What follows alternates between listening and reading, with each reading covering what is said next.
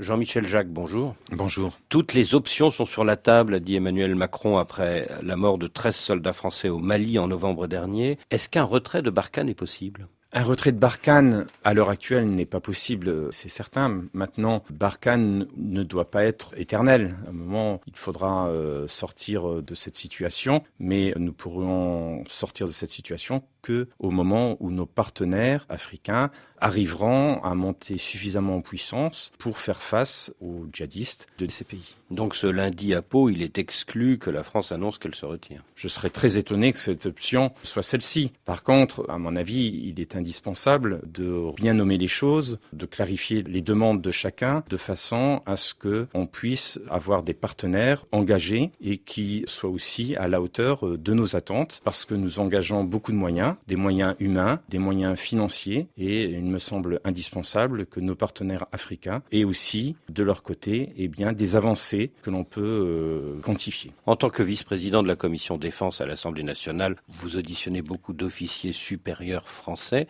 Que vous dit le général Lecointre, par exemple, sur la durée possible de cette opération Barkhane ?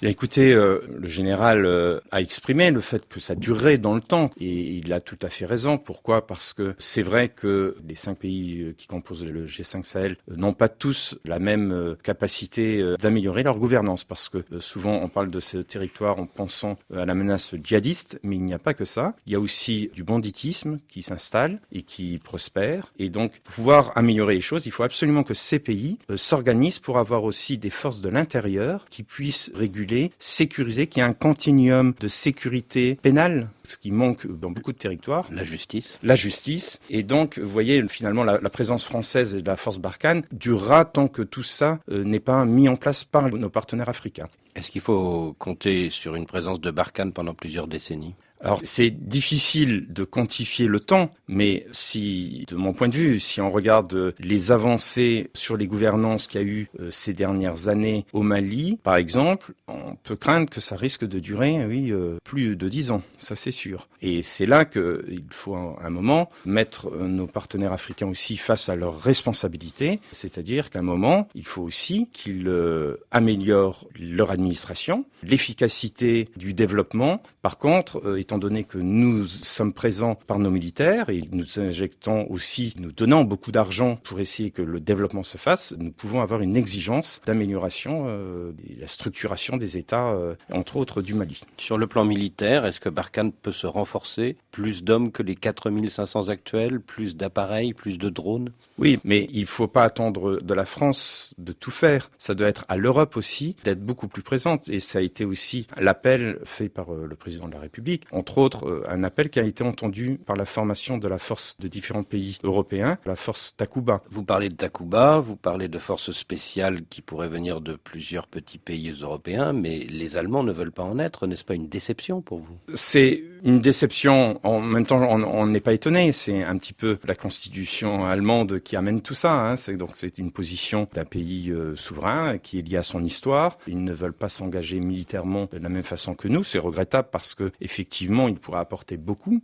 Les forces spéciales allemandes, d'ailleurs, sont d'un très bon niveau. Mais c'est ainsi. Ceci dit, l'Europe n'est pas que la France et l'Allemagne. Beaucoup d'autres pays peuvent participer et apporter un contingent et du matériel qui permettra une meilleure aéromobilité, la présence de forces spéciales sur le terrain qui pourront accompagner les différentes unités maliennes, par exemple, sur le terrain et permettre une meilleure résilience, un meilleur comportement face à l'adversaire djihadiste. Ce qui frappe ces derniers mois, c'est la facilité avec laquelle les djihadistes circulent, notamment dans la zone des 3 frontières. Est-ce qu'il n'y a pas un problème de renseignement ? Alors, effectivement, le renseignement est important. Et quand on est un État failli, le renseignement ne vient pas. Parce que les personnes qui donnent du renseignement humain ont tout simplement pas envie de se faire tuer plus tard ou prisonniers parce qu'ils ont donné du renseignement. Donc, il n'y a jamais de renseignement si on n'a pas une empreinte forte sur le terrain. Et comment renforcer les brigades de gendarmerie et de police au Mali, au Burkina Faso? Alors, c'est important de les former, mais aussi de les accompagner sur le terrain. Ce qui a pu se faire en Afghanistan, entre autres, où certains militaires français accompagnaient des unités de l'armée afghane sur le terrain, un peu sur ce même modèle. Nous pourrons monter en puissance sur le terrain et permettre aussi d'avoir une relation, de se faire respecter et d'avoir beaucoup plus de renseignements. Au niveau de la gendarmerie, en quelque sorte. Oui, au niveau de la gendarmerie, de la police, et c'est important aussi qu'ils aient des casernes qui soient suffisamment résilientes ou bien protégées, avec une certaine autonomie, de façon à pouvoir s'inscrire dans le territoire et faire venir derrière le tribunal, parce qu'il y a des financements, et mettre la chaîne pénale en route derrière, et ça permettra de mieux avoir l'adhésion de la population. Après la mort des 13 soldats français en novembre dernier, Emmanuel Macron a dit à ses partenaires africains, vous devez clarifier votre position. Pourquoi cette phrase un peu forte? Oui, mais je pense qu'elle découle de plusieurs propos. On a eu un moment des mouvements d'humeur de partis politiques, de personnalités dans différents pays qui critiquaient la France et qui accusaient pratiquement la France d'être là-bas uniquement pour des intérêts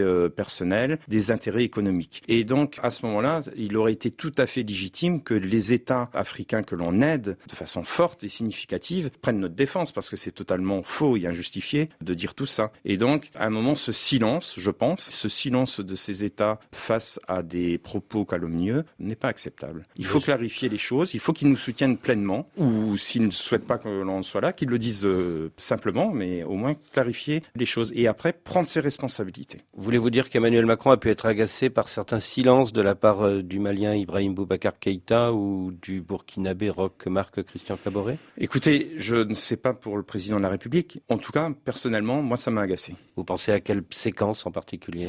Bon, à un moment, il y a eu des combats au nord du Burkina Faso, où il y a eu des reproches par rapport aux soldats français qui ne seraient pas venus à temps, ou par exemple, le chanteur Salif Keïta, chanteur malien, a eu des propos qui étaient vraiment inacceptables par rapport à la France. Et à ce moment-là, je pense que la moindre des choses, c'est que les représentants du gouvernement malien expriment leur désaccord par rapport à ça de façon forte, parce que dans la population malienne, eh bien, ça a eu des échos, et le silence des gouvernements parfois cautionne finalement des propos diffamatoires qui sont faux. Mais en même temps, est-ce que ces propos ne sont pas symptomatiques de la montée d'un sentiment anti-français? Oui, vous savez, quand une situation se dégrade, ce qui est le cas de mon point de vue au Mali, la population est agacée. Un premier réflexe de tout groupe social, c'est de trouver des boucs émissaires. Pour l'État malien, c'est soit dire oui, on n'est pas à la hauteur, ou soit finalement se dire s'il y a un bouc émissaire qui s'appelle les Français, ça m'épargnera mes responsabilités. Donc est-ce que c'est ça qui justifie le silence et qui permet aussi de laisser ce sentiment s'installer? Peut-être, en tout cas, il n'est pas acceptable de mon point de vue. Et est-ce que l'invitation des 5 chefs d'État sahéliens par Emmanuel Macron à Pau, dans le sud-ouest de la France, n'a pas été vécue comme une sorte de convocation par l'ancienne puissance coloniale? Et est-ce que cela n'a pas été un petit peu maladroit? Écoutez, moi je pense que cette réaction, elle aurait pu être la même dans une autre partie du globe. À un moment, c'est tout simplement que la France donne de son sang, et la moindre des choses, c'est d'avoir en face de la reconnaissance et du soutien. Et de ce sommet de Pau, qu'est-ce que vous attendez? Des propos clairs de la part de nos partenaires africains qui exprimeront clairement ce qu'ils souhaitent et qui nous soutiendront dans le temps s'ils souhaitent qu'on les aide. S'ils souhaitent qu'on ne les aide pas, mais qu'ils le disent. Jean-Michel Jacques, merci.